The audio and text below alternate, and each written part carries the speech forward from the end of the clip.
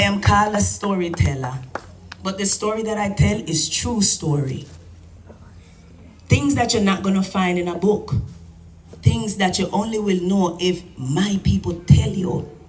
Things that you would only know if the Brit people tell you. When you're in Walaba, you don't even see so many black people. We kind of stay to ourselves.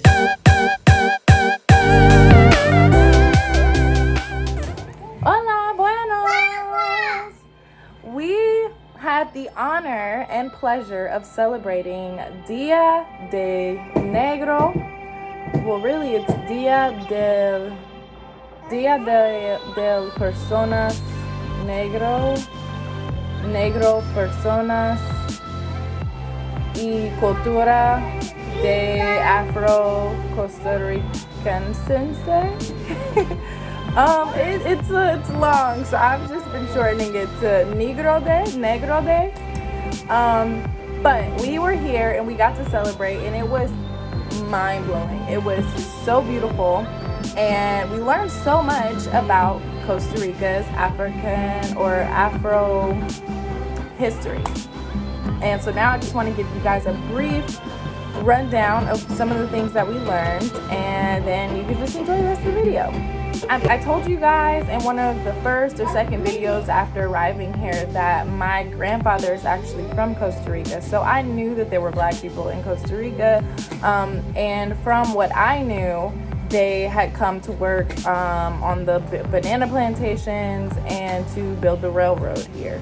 From my understanding, that's how all the black people got here.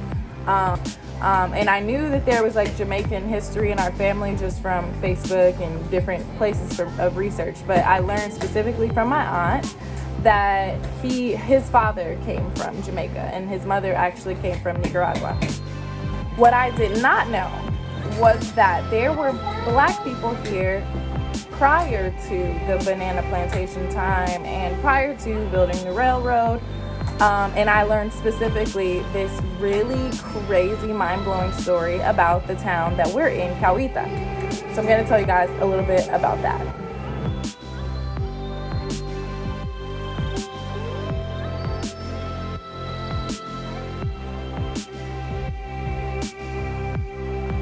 Okay, history time.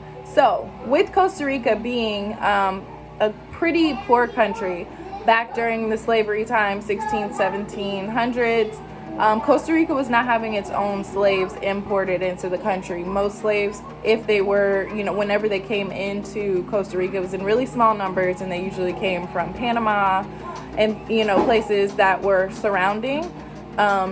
And so Costa Rica's slave population was pretty low, and when there were slaves that came in, they usually worked kind of like indentured servants. Remember how they would go work for a certain amount of time and then they would have their freedom?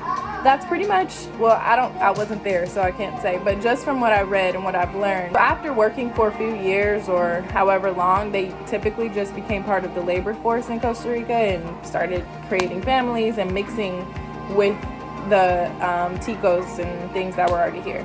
So there was not a large slave population. Now, this is the crazy part of history that I had no idea happened.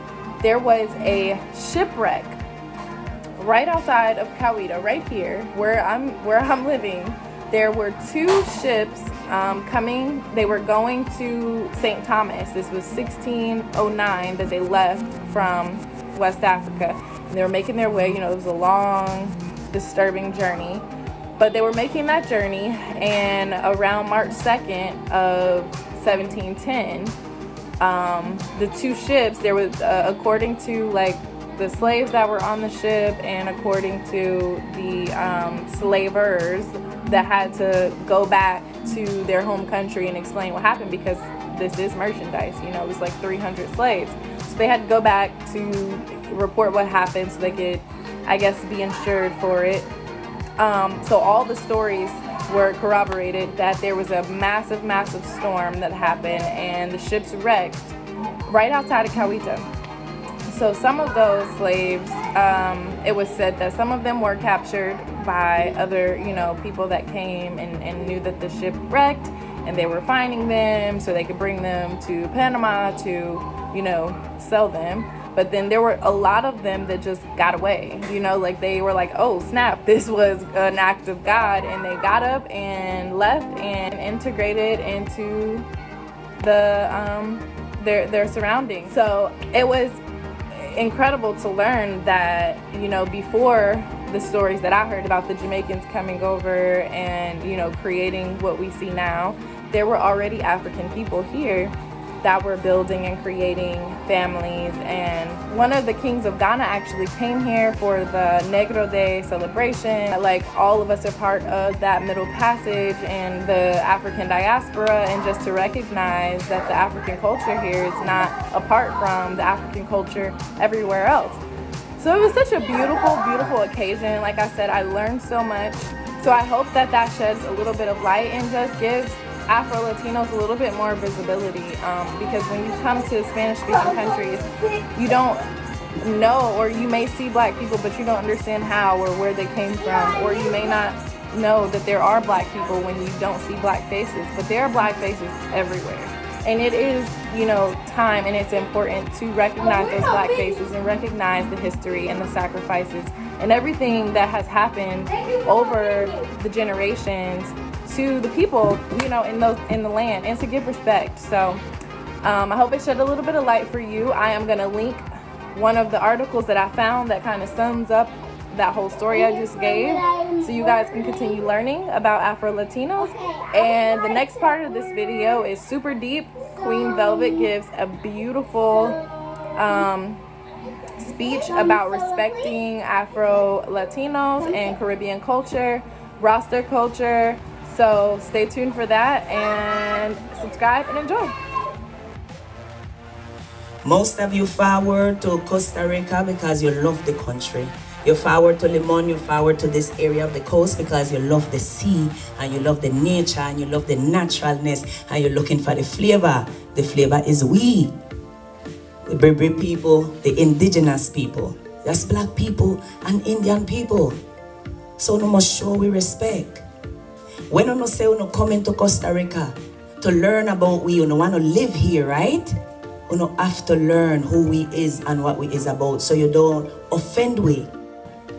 Before Costa Rica, the whole Costa Rica decided, the government decided to sanction Spanish as the national language, including Limon. That is when they changed the names that we, Black people, gave the areas of this place.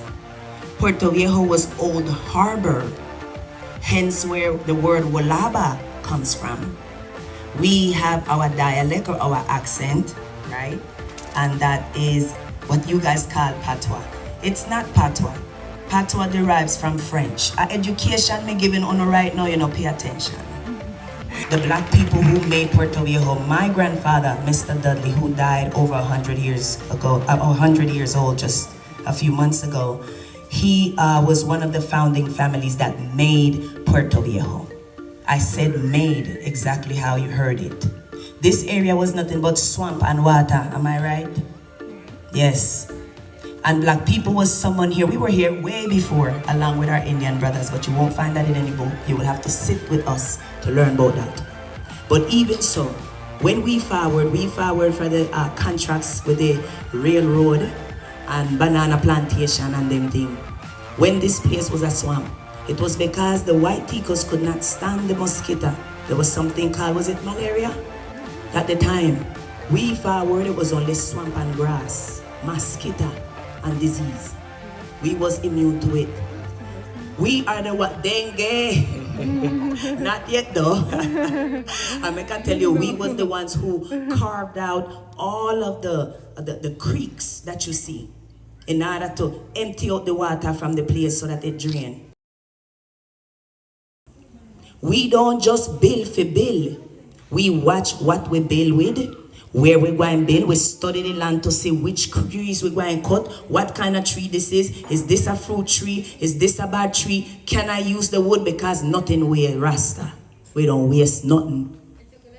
But you don't just come and you don't cut anything. You know how many lives you disrupt when you do that? We call it rustic style. And that's what we know. So what I have done, I have a non-profit foundation called Solo Nos. It means only us. Because Rasta believe that we do for ourselves. We don't sit down and wait for no Babylon and no government to come and give you money and do things when you see things need to be done in the community that affect you, that you say you love. Rice and beans, it's sound also. Rice and beans, give me some mayo. Rice and beans, give me some mayo. Rice and beans, give me some mayo. Rice and beans, rice and beans. Come. Buenas noches, amigos y amigas. Muchísimas gracias. Vamos. Agua Calypso. Gracias. When you want to wear your braids and you want to look like me and you want my flavor, you must respect me. You can't look down on me people.